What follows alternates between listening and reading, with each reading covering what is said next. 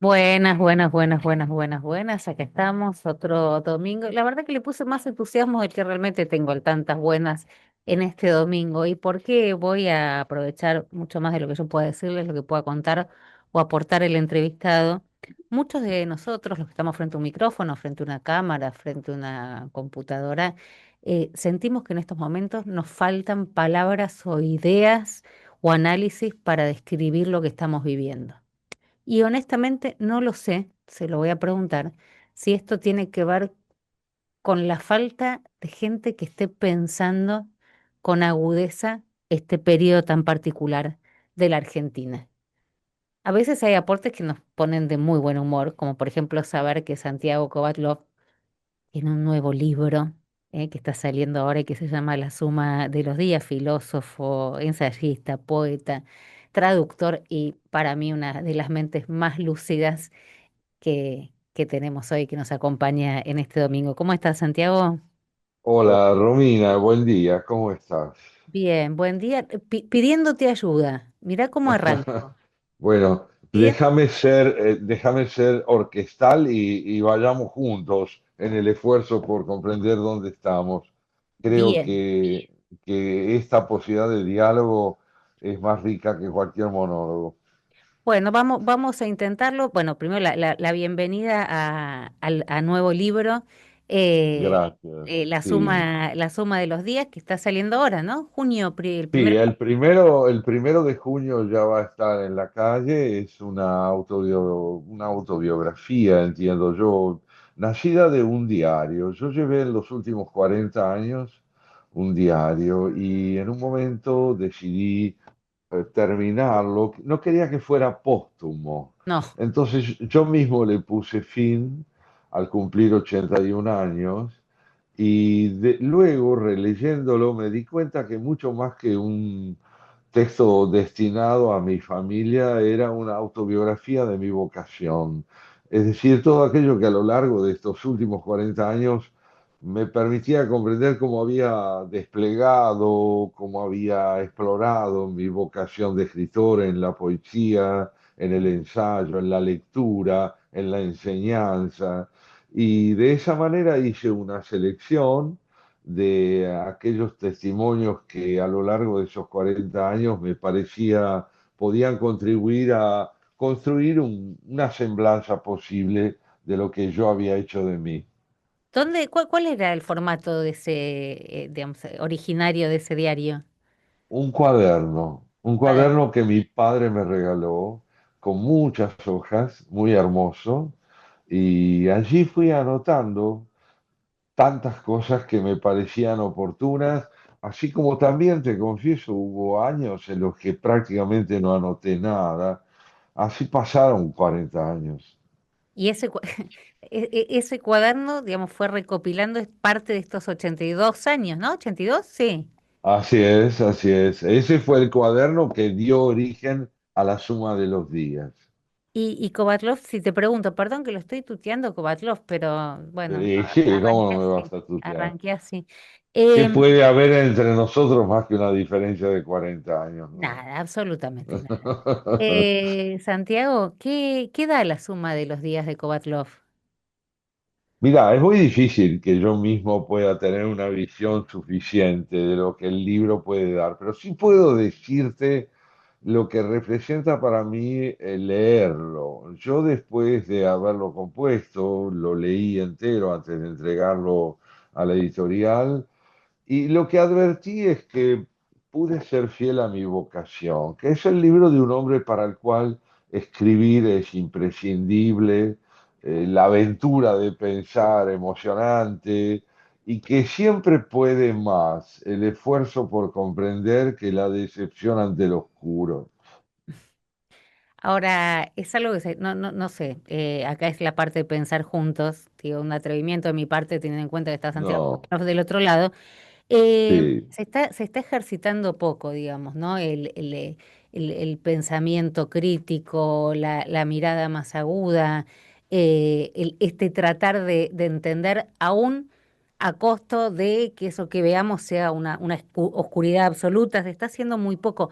Hay como cierta vagancia intelectual. ¿Te parece? Yo creo que estamos sumamente desconcertados por algunas de las características de la realidad política actual. Mira, yo creo que en la época en la cual el ejercicio del populismo estaba unido a la absoluta ineficiencia en el orden de la administración económica, resultaba más sencillo poder caratular a quienes de alguna manera atentaban contra la democracia republicana. En cambio, en un gobierno como este, donde hay una grieta interior entre la búsqueda de una transformación económica radical que ha redundado, más allá de su consistencia a largo plazo, en la reducción tremenda de la inflación y en una posibilidad de que el Estado pierda ese sentido macrocefálico que tuvo hasta ahora, no va unida en lo político a lo que podríamos llamar un proyecto realmente republicano. No se tiene la impresión de que estemos ante un gobierno cuyos rostros son complementarios, más bien parecerían antitéticos. Y esto creo que desconcierta a la hora de pensar qué nos brinda esta gestión o qué nos pasa a nosotros en ella.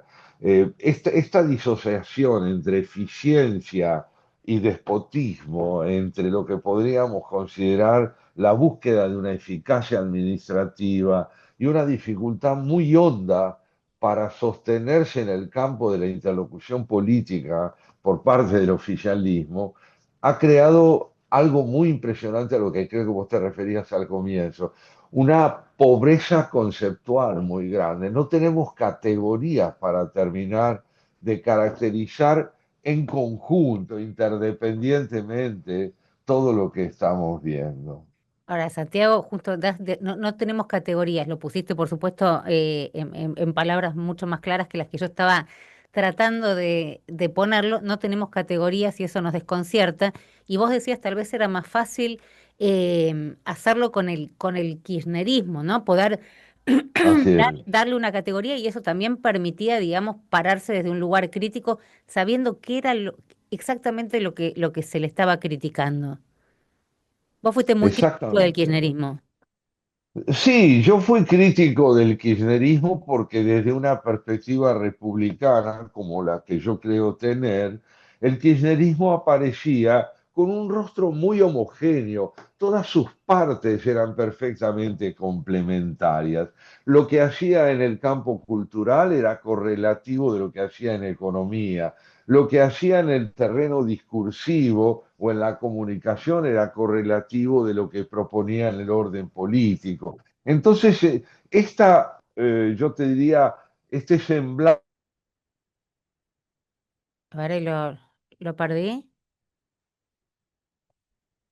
¿Lo perdí? ¿Lo perdí? Ah, se congeló.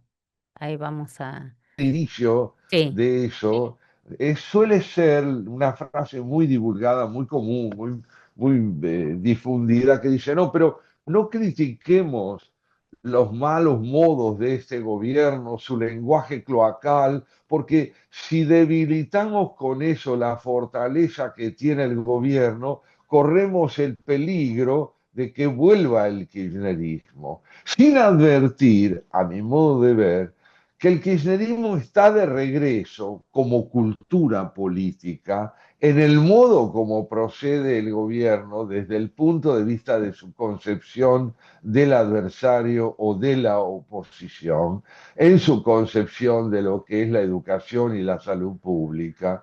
Entonces, en ese sentido, el miedo a que venga algo que se fue no termina de ser para mí adecuado, puesto que yo creo que aún no se fue aquello que tanto temor podría inspirar. Ahora, Santiago Kovatlov, pregunto, ¿no? Escuchando atentamente, como está escuchando, por supuesto, los oyentes de Millennium con quienes nos encontramos hace casi 10 años en este espacio para Ajá. pensar, el kirchnerismo, pues sí, bueno, la manera de enfrentar al enemigo o de entender al enemigo como, como alguien que tiene que directamente desaparecer porque no hay con quién confrontar, en eso se parecen. Ahora, recién decías, bueno, en su mirada sobre la educación pública, sobre la salud pública, ¿no son dos miradas completamente distintas? Mira, yo tengo la impresión de que la concepción que tiene del Estado el gobierno actual la lleva, lo lleva, mejor dicho, a deshacerse de todo aquello que este gobierno estima que es inútil. La concepción de la cultura, la concepción de la salud pública, son concepciones que están inscritas o caratuladas como parasitarias. ¿En qué sentido entonces son similares? A ver, En que una coloniza con la ideología o aspira a colonizar con la ideología todo lo que sería un servicio público y la otra, llevada por una ideología, también la quiere aniquilar. Entre la aniquilación doctrinaria y claro, la subestimación proveniente de la descalificación, el resultado es el mismo, que es la imposibilidad de entender que la Argentina es un país que se construyó mejorando sus aptitudes en el campo de los servicios públicos, pero no eliminándola. Fíjate lo que está ocurriendo ahora con las bibliotecas populares. ¿Por qué terminar con ellas, convirtiéndolas en una dependencia administrada de un modo distinto a como lo ha sido hasta hoy, cuando es un servicio que ha demostrado ser enormemente rentable para la población, que pide ser mejorado, pero no descalificado? ahora, Santiago, recién bueno, hablas de el modo cloacal en el cual se verbaliza sus intenciones este gobierno. Y vuelvo acudo a Santiago Kovatlov, y miren qué privilegiados somos todos los que lo estamos escuchando, porque yo me encuentro en una especie de estoy completamente desconcertada, ¿no? Hay días que me levanto y me parece un horror, hay días que me levanto y digo, bueno, no es tan grave, hay días que me levanto y que quiero contestar, hay días que me levanto y pienso, bueno, hay gente, en la historia podemos ver gente que ha tenido muy buenos modos y sin embargo ha llevado a resultados espantosos. Est- eh, esta situación, digamos, que nos planteamos todos los días entre las formas y el fondo, ¿hay una manera de resolverla? A ver, veamos ante todo esto, ¿qué son las formas? ¿Son la piel más externa del fondo o el modo como el fondo se configura como algo inteligible y viable en términos de interdependencia social? Yo tengo la impresión de que es muy peligroso concebir las formas como mera apariencia. Las formas no son apariencias. A mí no me da lo mismo que me llamen por mi nombre que me digan Alimaña. No me da lo mismo. Entiendo que cuando mi nombre es convocado tal como él es, tal como me ha sido dado, se puede disentir conmigo, pero no se me está descalificando, puesto que se me reconoce como alguien. En esencia, las formas son la transparencia que adquiere el fondo en el campo de la comunicación y del trato con el prójimo.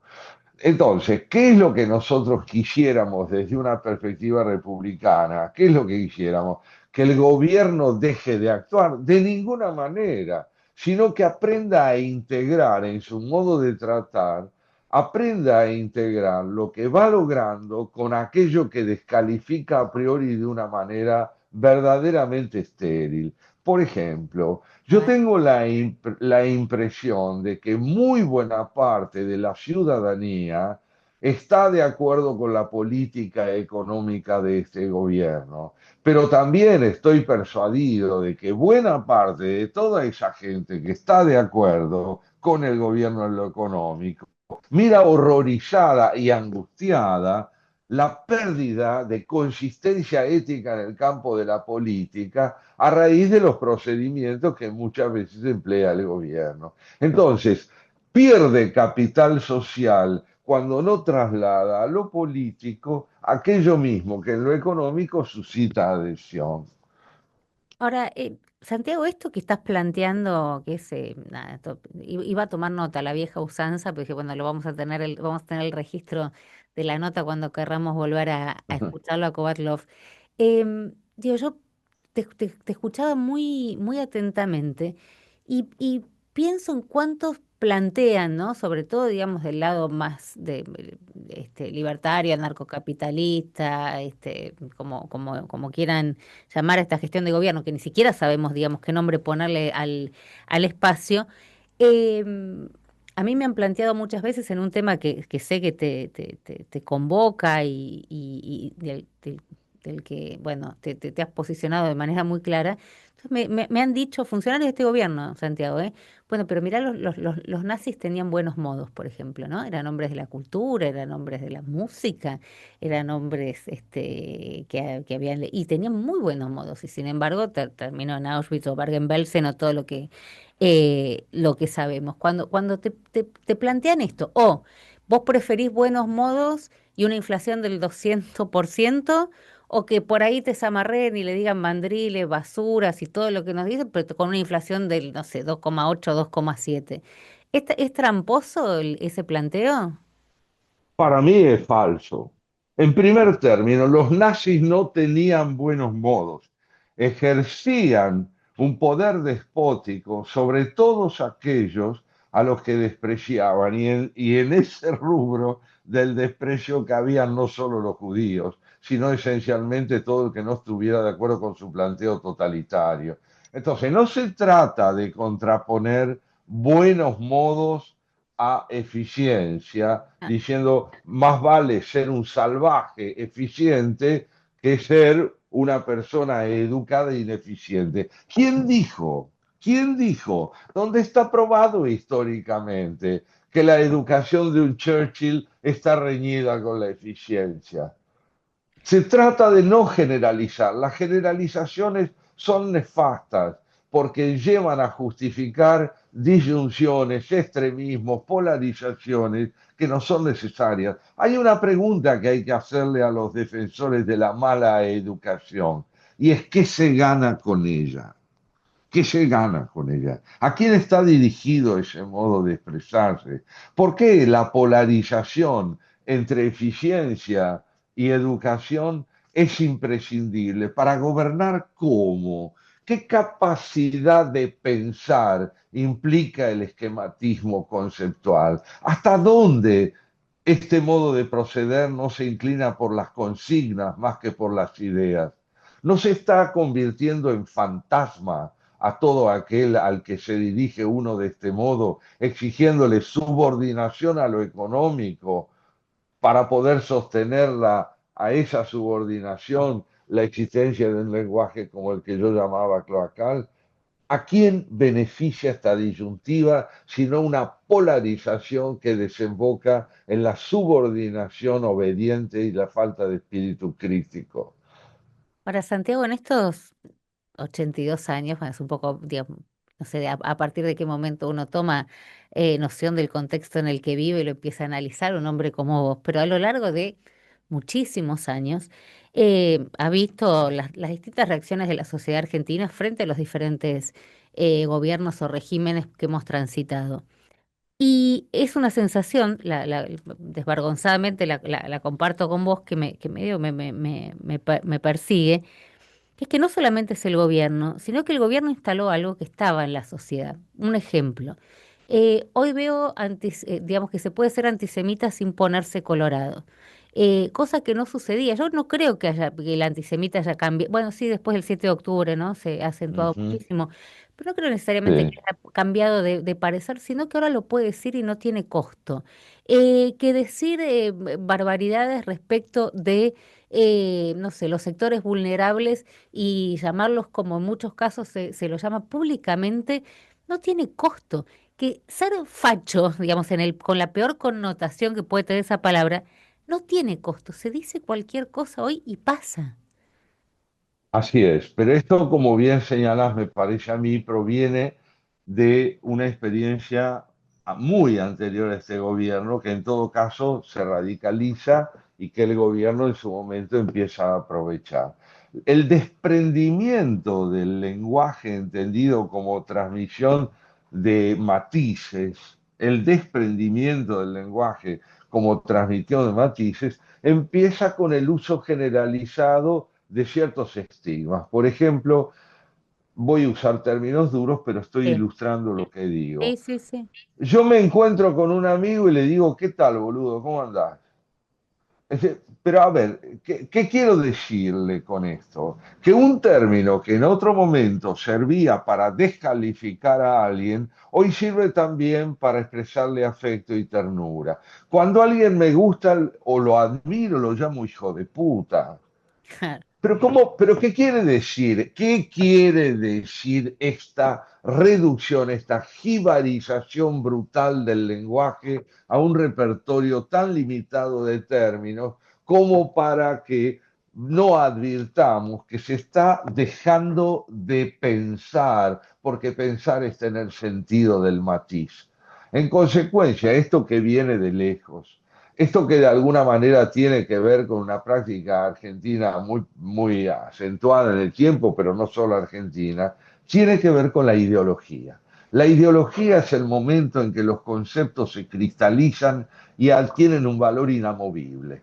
La palabra burgués está connotada por el mal, la palabra capitalismo por el mal, la palabra comunismo significa una sola cosa. En consecuencia, esta anemia verbal que va sufriendo la cultura desemboca en consignas que tienen una función aniquiladora, que es reducir el sujeto a una sola acepción, a un solo concepto. Esto no es solo la opinión de quien está en la Academia Argentina de Letras, esta es una No, impresión que tiene la gente no, en la calle. pero Kovatlov es perfecto, porque estaba, el otro día lo leía Milei, que el presidente Javier Milei, que se refería al gobernador de la provincia de Buenos Aires como soviético. Y ya me costaba, o sea, lo tengo que interpretar en el sentido que Milei interpreta no lo soviético hoy, sino el comunismo. Pero o sea, yo leía soviético, entiendo que es peyorativo, pero no entiendo muy bien qué quiere decirle. Bueno, ahí está, justamente habiendo tantas posibilidades de disentir y aún de probar la ineficiencia del ejercicio político por parte del actual gobernador de la provincia, ¿por qué recurrir a conceptos naftalinizados, Naftalina. antiguos, que han perdido vida conceptual? Vida conceptual. ¿Qué queremos del presidente?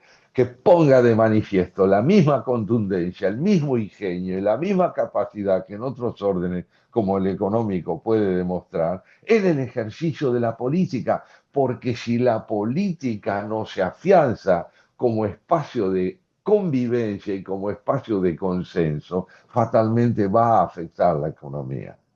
Ahora, Santiago Kovatlov, siempre remarcás, ¿no? La importancia de la escucha, de escuchar al otro, de no subestimarlo.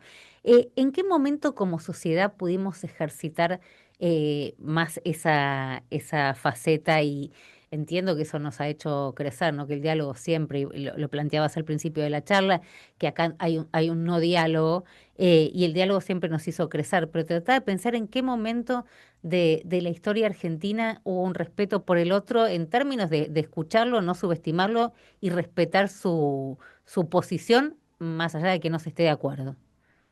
Te diría ante todo que esas posibilidades o esa posibilidad de que la palabra recupere su capacidad convivencial aún en la disidencia, requiere que la justicia sea libre, independiente y rigurosa en su ejercicio. ¿Cómo apareció la ¿Qué, qué, justicia acá? A ver, me interesa mucho. el tema de la justicia tiene que ver con la sujeción a la ley. La sujeción a la ley, a su vez, tiene que ver con la posibilidad de que todos nosotros tengamos no solo el derecho de manifestarnos, sino de partir de principios que impliquen la posibilidad de que la manifestación del otro revista para mí un valor sagrado, aún en la disidencia. ¿Y eso En nos pasó consecuencia, alguna vez? sí, cómo no, digamos, hubo momentos en la historia argentina, momentos en los cuales este espíritu se puso de manifiesto. Recientemente, creo yo, recientemente tuvimos un ejemplo notable de vitalidad de la justicia en el pronunciamiento de Diego Luciani acerca de los delitos cometidos por la expresidenta de la Nación. Estamos hablando Ahí tuve claro, del fiscal Luciani. del fiscal Luciani. Cuando el fiscal Luciani se ve obligado durante años a reunir pruebas de lo que dice, está tratando de poner de manifiesto que la fundamentación de una posición es necesaria para que revista credibilidad.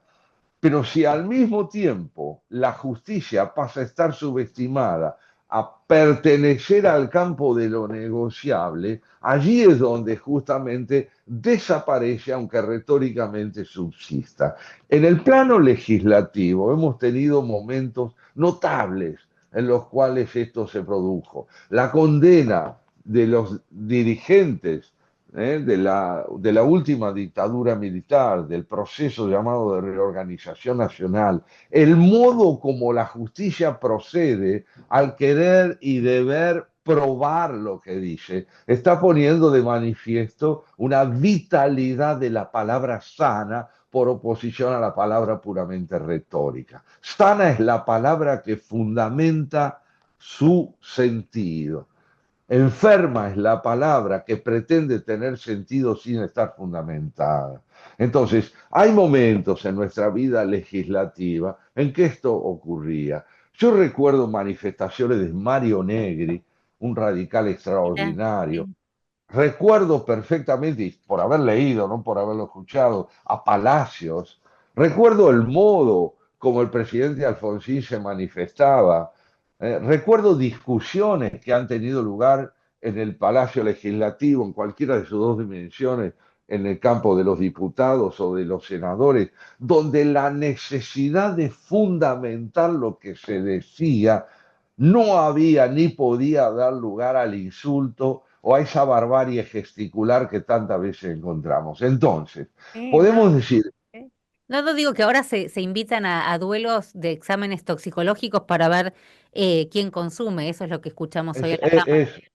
eso. Este envilecimiento de la función pública no puede ser homologado necesariamente a un destino. Tiene que ser combatido, tiene que ser combatido y combatido precisamente mediante la convicción de que la libertad no es anarquía. La libertad es derecho a pronunciarse en el marco de una convivencia obligatoria como la que impone la ley. Ahora, recién hablaba Santiago Kovatlov de lo que fue el juicio a las juntas, histórico, no solamente porque la Argentina ha sido la única que ha juzgado estos crímenes de la manera en la que lo hizo, sino por quienes integraban el tribunal. Uno piensa en Estracera, en el Moreno Campo de ese Así es. momento, y hoy Sí. ves a la jueza Maradona, o una de las juezas que integraban el tribunal, que va a ser, va a renunciar o finalmente va a ser destituida por querer aparecer como una diva de la calle Corrientes con tacos este, protagonizando un documental. Es tremendo, quiero decir, pero yo te voy a dar también frente al cuadro que estamos El pintando pesimismo, ¿no? Un poco algo. de pesimista, No, sí. no, no, te iba a decir, yo creo que es diagnóstico. Lo que Ah. estamos haciendo es describir una situación. Nuestra tarea no es ser optimistas, de ninguna manera. Yo creo que nuestra tarea es ser hombres y mujeres esperanzados. Esta es la diferencia con el optimismo. El optimismo invita a creer que vamos a salir de esto. La esperanza a explicarnos por qué debemos salir de esto. Donde hay dignidad, hay esperanza. La dignidad no se asienta en la certeza de que todo va a salir bien, sino en la convicción de que es preciso moverse del escenario donde todo no está saliendo como debe. Un hombre o una mujer esperanzados ven matices en la realidad que impiden los diagnósticos terminales, los diagnósticos irreversibles o cristalizados. Por lo tanto, yo creo que la política, en el sentido democrático republicano, es hija de la esperanza y no del optimismo.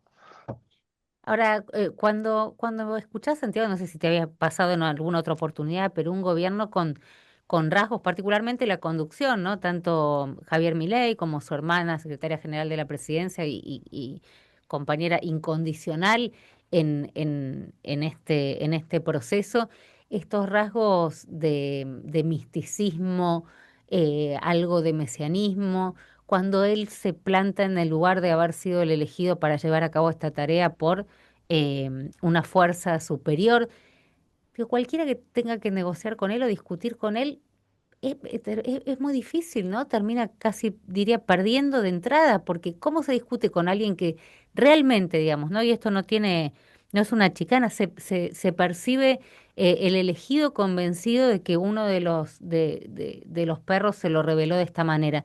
No estoy alterando nada de lo que es la narrativa que este gobierno también hizo pública, ¿no? Y él mismo lo dijo.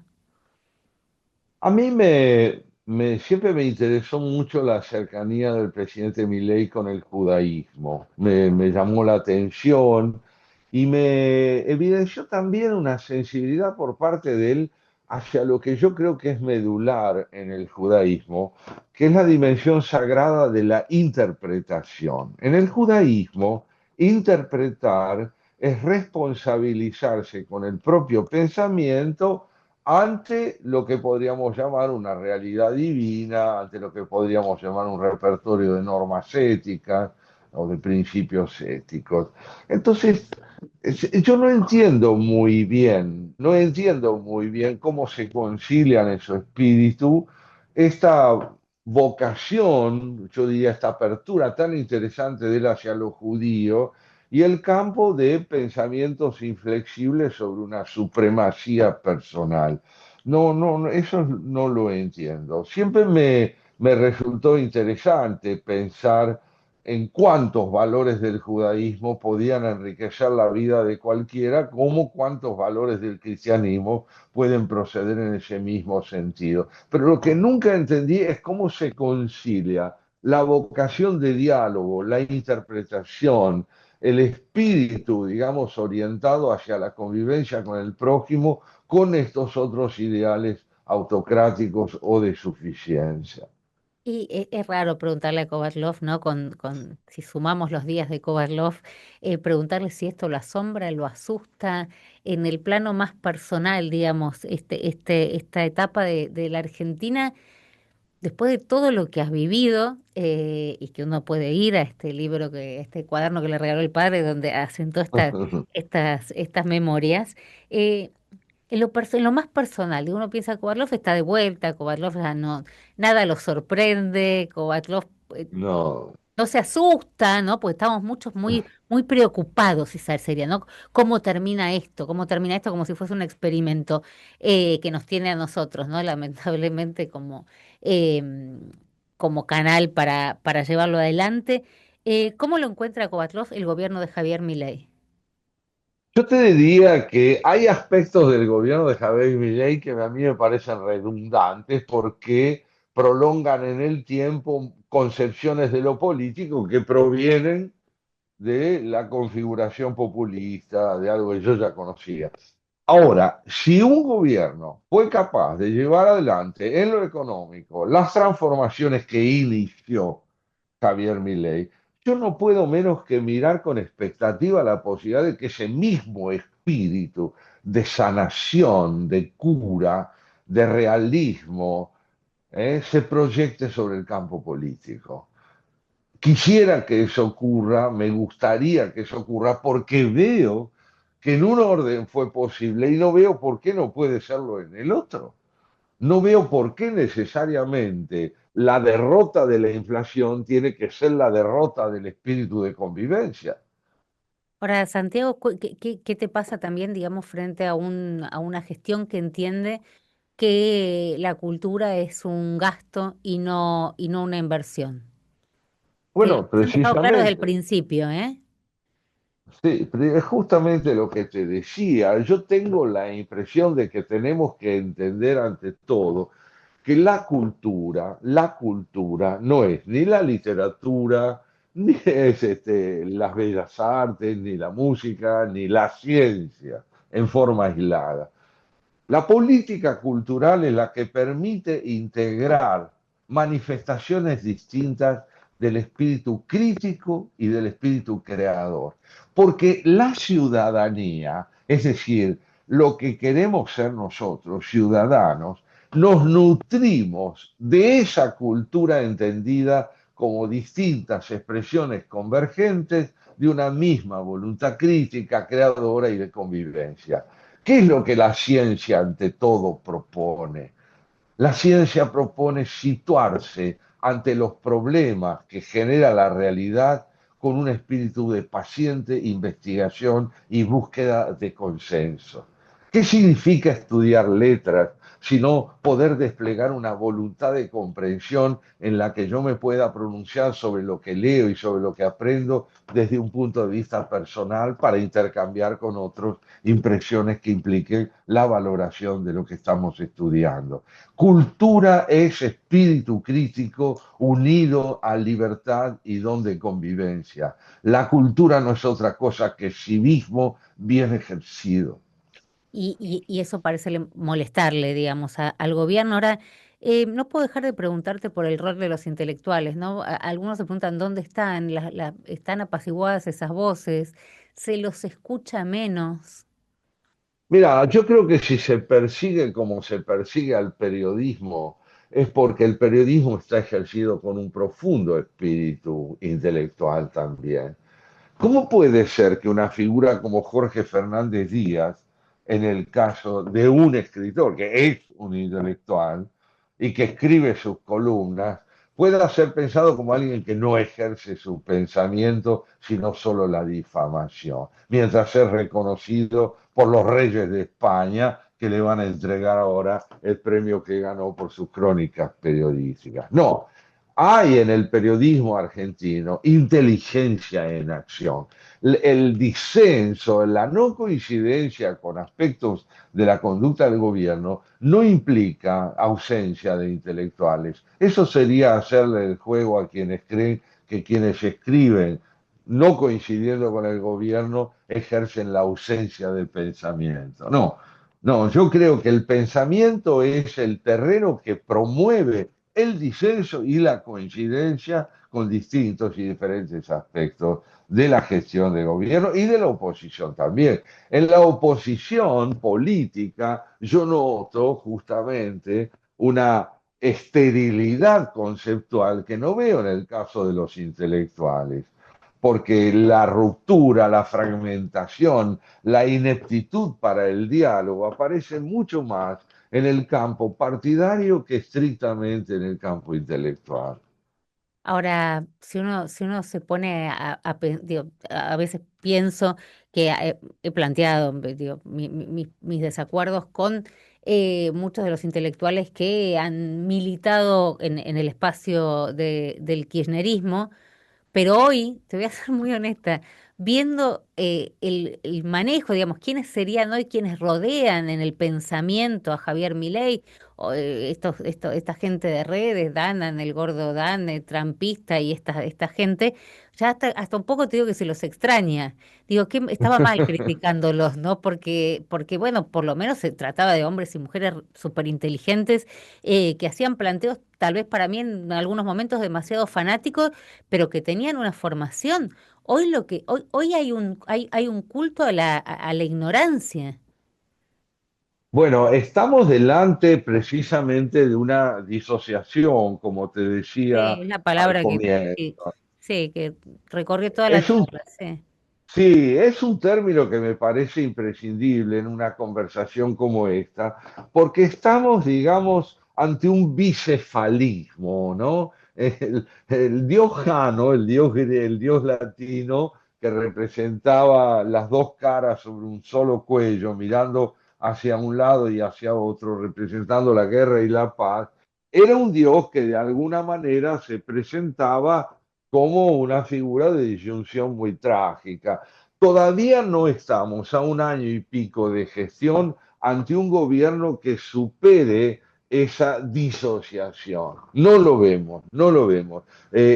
Tal vez este gobierno crea que no lo necesita, pero creo yo cada vez más que a medida que la economía dé signos de salud, va a irrumpir algo fundamental que la historia, no solo la Argentina, ha enseñado. un hombre bien alimentado, que tiene trabajo y goza de salud, está en mejores condiciones de preguntarse qué puede infundirle sentido a mi vida ahora que las preocupaciones inmediatas ya no pesan tanto en mi vida. ¿Cuál es la calidad de mi vida espiritual? ¿Puedo estudiar? ¿Dónde puedo aprender? ¿Con quién puedo discutir? ¿Qué puedo leer? Todo eso, digamos, si se logran, digamos, que las necesidades básicas estén satisfechas. Paralelamente, te Ah, diría, no, paralelamente. Ah, ok. paralelamente, porque la idea de que los criterios son sucesivos ya las tuvo Onganía. Onganía hablaba de momentos sucesivos, primero lo económico, después lo político y después lo cultural. No, la sinfonía que hay que aprender a tocar implica la simultaneidad en la ejecución de todos los instrumentos. Ese es el gran desafío de la República. Santiago, quería hacerte dos preguntas agradeciéndote mucho, mucho tu tiempo y ansiosa por arrancar con la suma de los días de Covatlo. Dos preguntas. Por qué la izquierda y cierto sector del progresismo después del 7 de octubre radicalizaron su discurso hacia un antisemitismo confeso? ¿Por qué crees o si crees que es así? Bueno, había varias cosas. Digamos, yo tengo la impresión de que jamás se debe homologar al pueblo palestino con el terrorismo de Hamás. El terrorismo de Hamás ejerce una política de sometimiento y de subordinación del pueblo palestino. Basta pensar que debajo de un hospital pueden poner una oficina de control Sí. militar. Entonces, yo tengo la impresión de que del mismo modo en relación a Israel podemos manifestarnos profundamente disidentes con respecto al gobierno actual de Israel, pero nunca homologar la existencia del Estado judío a algo prescindible.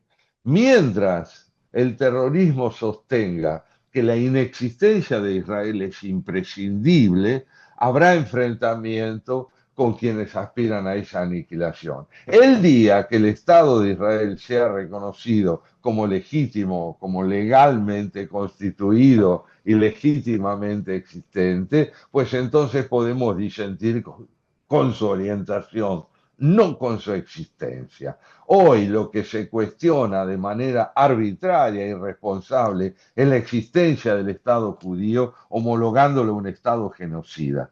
No es un Estado genocida, del mismo modo que el pueblo palestino no es un pueblo terrorista. ¿Y por qué la izquierda levanta esta bandera constante? Porque tiene el sentido del oportunismo, Ah, porque si, tiene un sentido del oportunismo extraordinario y necesita revivir. Hoy la izquierda necesita poder fundamentar de algún modo el sentido de su propia existencia y permanentemente recurre a las mismas polarizaciones. De manera que yo creo que justamente la riqueza extraordinaria de un pensamiento cabal, de un pensamiento de centro, es poder discutir matices sin homologar la existencia del prójimo al delito. más que claro, Santiago Kovatlov. Y por último, prometo la última porque nos tenemos que ir, pero ¿estamos asistiendo al principio del fin del peronismo? ¿Existe una Argentina sin peronismo? Es muy difícil responder a eso si nos atenemos a la historia. El peronismo ha sabido resurgir, pero hoy las condiciones de desafío a las que el peronismo se enfrenta provienen de cambios muy importantes que tienen que ver con la inexistencia realmente agónica, la existencia realmente agónica de los partidos políticos, un cambio tremendo en la organización económica del país como la que está llevando adelante el gobierno de Javier Milei, y al mismo tiempo el cansancio profundo que el peronismo experimenta en relación a las modalidades de dirigencia que han tenido lugar en estos 20 años y no encuentra liderazgos verdaderamente convincentes. Si el peronismo encontrara un liderazgo congruente donde pudieran converger tendencias distintas, yo creo que tendría un protagonismo relativamente diáfano. Hoy no lo tiene. Es hoy cuando el peronismo está agónico. No sé mañana. Santiago Kovatlov, la admiración de siempre y el agradecimiento por esta nota, que la compartimos, por supuesto, con los oyentes. Tengo el privilegio de poder preguntar yo, pero escuchamos todos a Te Kovatlov. agradezco yo Gracias. a vos, Muchísimas Romina, por la gracias. capacidad de diálogo. Hasta Un abrazo pronto. enorme. Gracias.